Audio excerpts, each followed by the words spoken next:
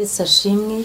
Muri iki gihe insengero nyinshi zifunze, itorero Elayono twahisemo gukoresha gufungura channel kuri YouTube kugira ngo tubashe gukomeza gukora umurimo w'ivugabutumwa tubifashijwemo n'abakozi b'Imana batandukanye. Niyo mpamvu tubahaye ikaze kuri channel ya Elayono Mountain Church.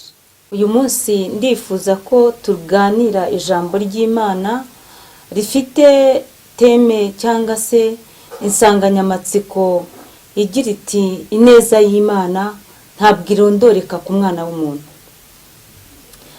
Turasoma ubutumwa bwiza bwa Yesu Kristo nkuko bwanditswe na Yohana ibice 3 umurongo wa 16. Handitse ngo nkuko Imana yakunze abari mu isi cyane byatumye itanga umwana wayo w'ikinege kugira ngo umwizera wese atarimbuka ahubwo ahabwe ubugingo buhoraho. Imana ishimwe cyane.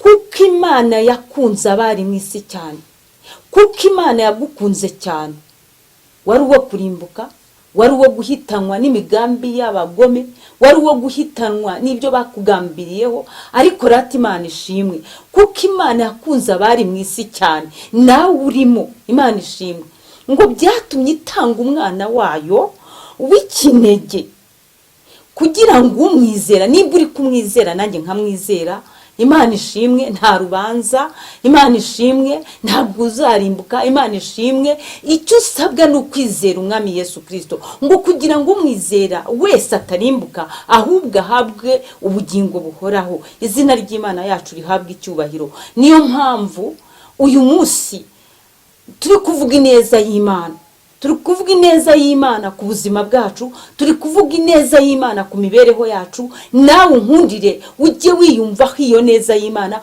wiyumvemo ineza y'Imana mu buzima bwawe. Imana nishimwe cyane.